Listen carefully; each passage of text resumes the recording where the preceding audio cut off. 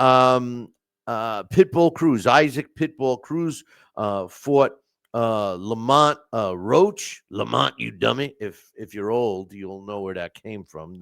No disrespect to Lamont Roach, but anyway, it's my Fred Sanford impression. But look, this fight I thought was an exciting fight. Okay, at the end of the fight, and by the way, we had Roach go down to the canvas in the third round.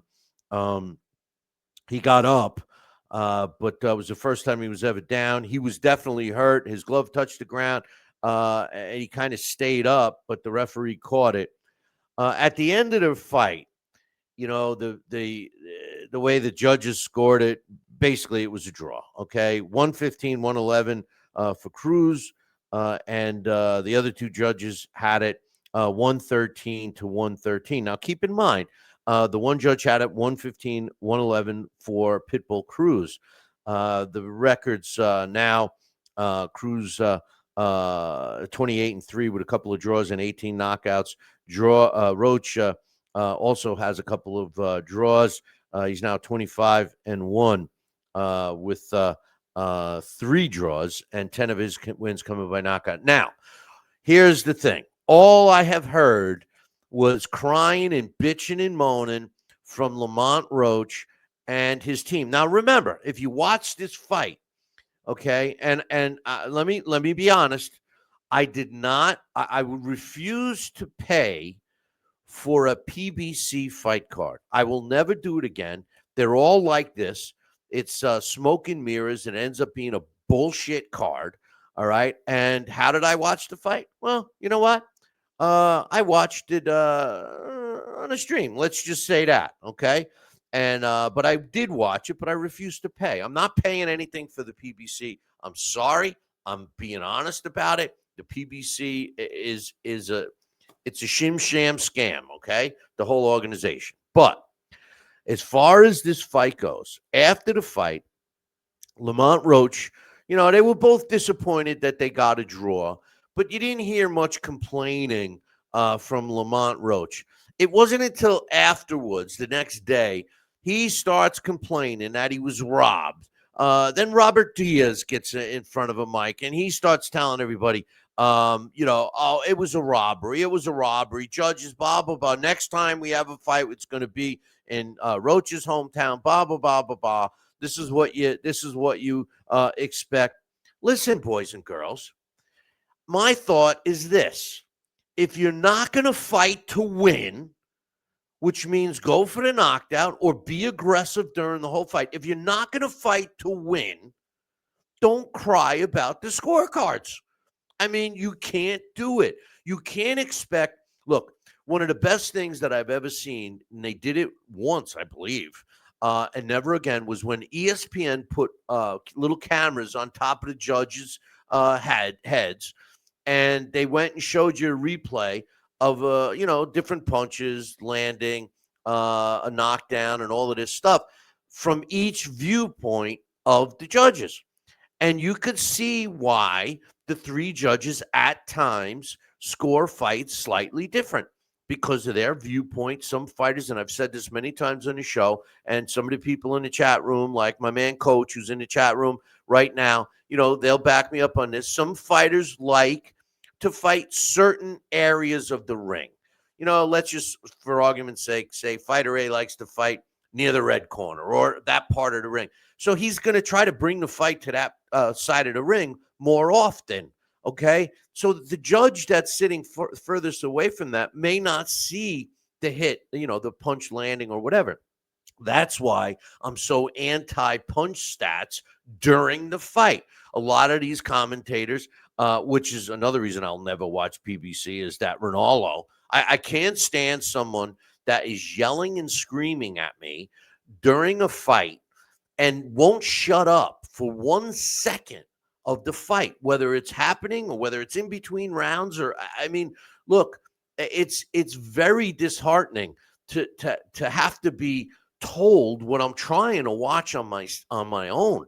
If it was maybe if they want to show the replay and comment on that, but you look, You got to call the action what's happening in front of you, not "Mamma mia!" Oh, every time he does it. But anyway, the truth of the matter is, if you're not going to fight to win, and in my opinion, fighting to win is going for a knockout. I mean, listen, that's the basis of the sport of boxing, right? Render your opponent unconscious, right? I mean, that's the way it is supposed to be, you know. So, if you're going to pussyfoot around and pitter patter and try and steal rounds, then cry foul at the end, yeah, in my opinion, you don't have a leg to stand on. You gotta, look, it reminds me when Floyd Mayweather fought Oscar De La Hoya. Oscar De La Hoya was winning on most of the scorecards. And then Nacho Bernstein in the corner says, listen, don't worry about it. We got this fight in the bag. You can coast the last few rounds, which he did, Oscar, and he ended up losing a close decision. You can't do it. If you don't want to complain about how the judges score a card, don't let the judges give the outcome. Let the scorecards be in your right or your left, like Sam Langford said. I mean, the truth of the matter is go in there to win, fight to win. I had somebody comment. I made a comment about that, and somebody on social media commented, "Well, it's a lot easier for." I think it was on YouTube comment. It's a lot easier for you to say that while you're sitting behind a computer. Listen, first of all, I've boxed, not at the professional level or let alone a championship level. So I know what it's like to get hit, and I know what it's like to fight. Okay, but the truth of the matter is you just cannot assume that you're winning a fight because of some reasons, like I just said earlier, like the judges. The judges may be seeing a different viewpoint. They might not see a punch that landed flush. They might have thought it grazed. That's one of the things about boxing that makes the punch stats so useless, in my opinion. The punch stats are subjective. Why are they subjective? Because you have human beings scoring the fight. So that's the same scenario as the judges. If one of the guys that's generally they have, in some cases, they have one guy doing it all, but generally in the best situation, they have one guy working the red corner, one guy working the blue corner, and they're scoring punches. They're saying, oh, this punch landed, this was a power punch, this was a jab, and they keep track of it. Okay. Subjective, boys and girls.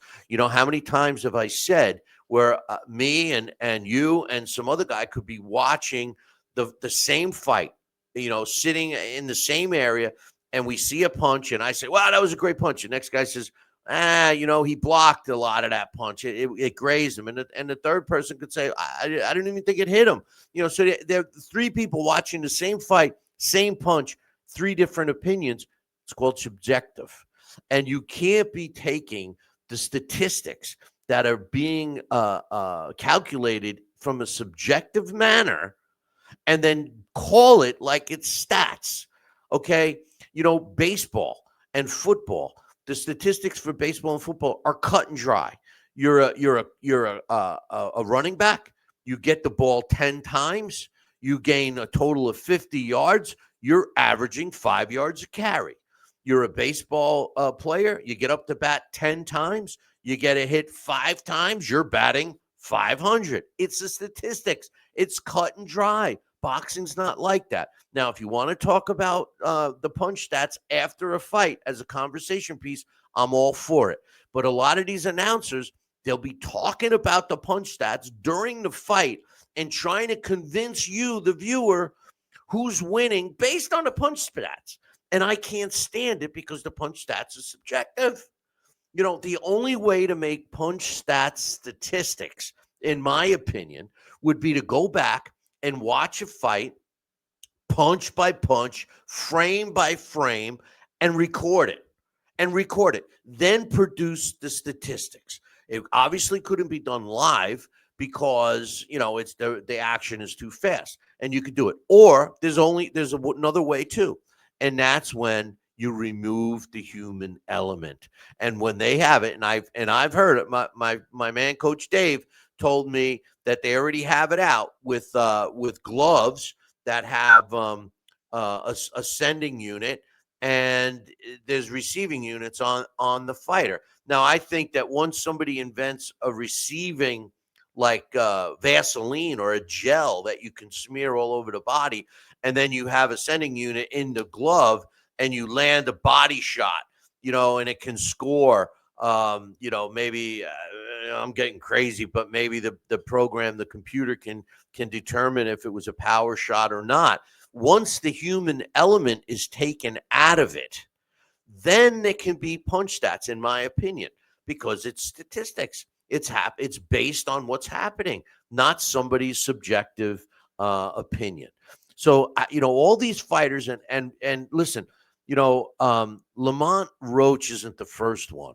There's been a lot of fighters that constantly complain about the scoring. He was robbed, and fans too. I've seen posts on social media about this fight. Roach was robbed. He was robbed.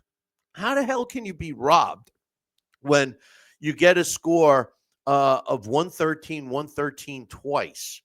And I saw the scorecards, and I got news for you. I agree with the scorecards.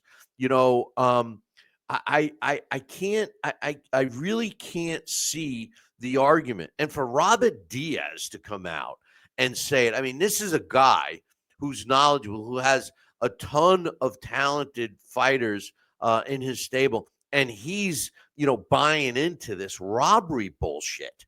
It wasn't a robbery. It was not. It's the same thing when a fighter loses a fight 115, 113. Okay. That's a one round difference. I mean, if it was 6-6, it would be 114, 114, right? I mean, so, you can't cry robbery if it's a one round difference. That means you didn't do enough, convincingly to win the rounds. How many of these fighters today pull the Sugar Ray Leonard deal where they try to come on strong for the last minute, last minute of the fight? Coaches in here saying in the Fury Usyk rematch, the human judges scored the fight 116, 112 for Usyk, and AI scored the fight 118, 112 for Usyk. That's a non-bias. How many times? We gave him a what do they call it? Basically a round. It was close, so we gave it to the other side. Steve Farhood told me one time that the best way that he tells people to score a fight, and Steve Farhood is one of the most accurate scorers today. He says you break the fight down in minutes. So you got a 3-minute round. Break the round down in 3 parts each minute, and that's how he does it. So because it's very easy. The last minute is the most fresh in your mind. So hey, he landed all those shots. He won the round. Yeah, but what about the first 2 minutes? What about the first 2 minutes when he was running around trying to, cover up and avoid the punches, and he was getting battered around? So listen, we have 3-minute rounds.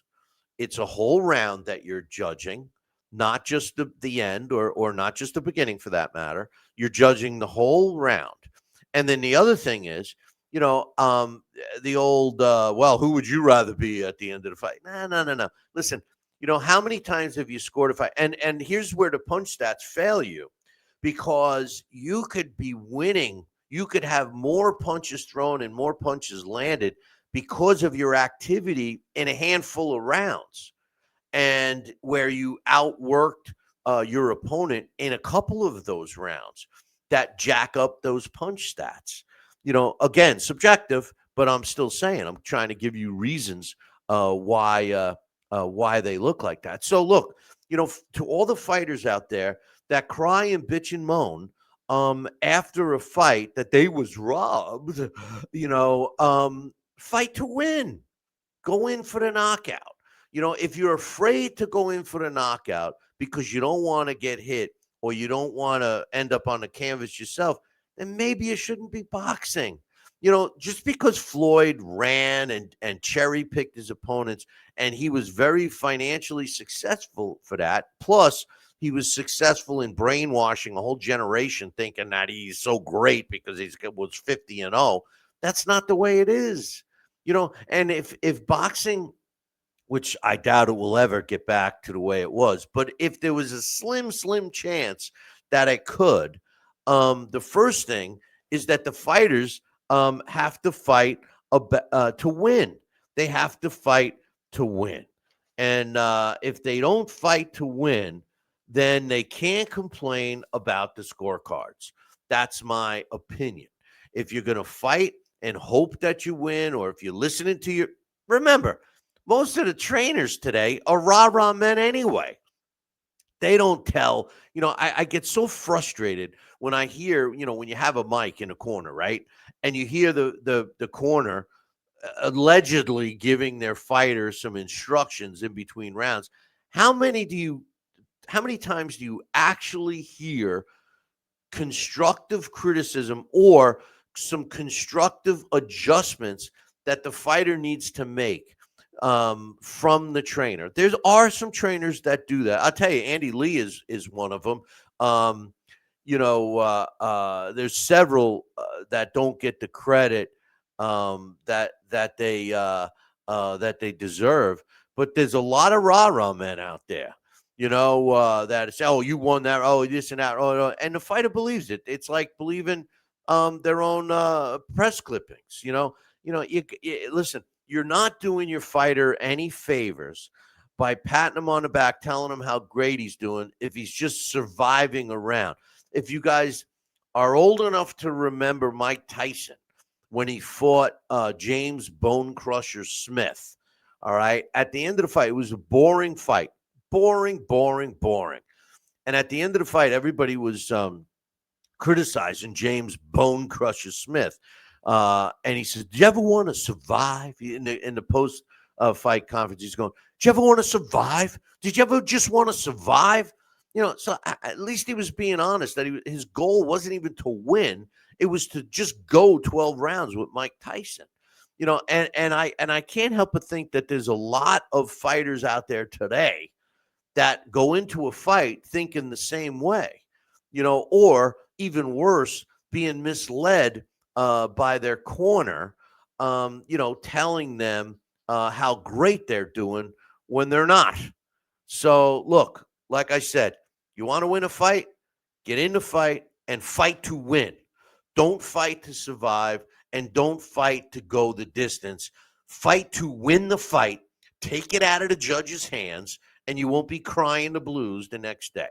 That's my opinion, and I'm sticking to it.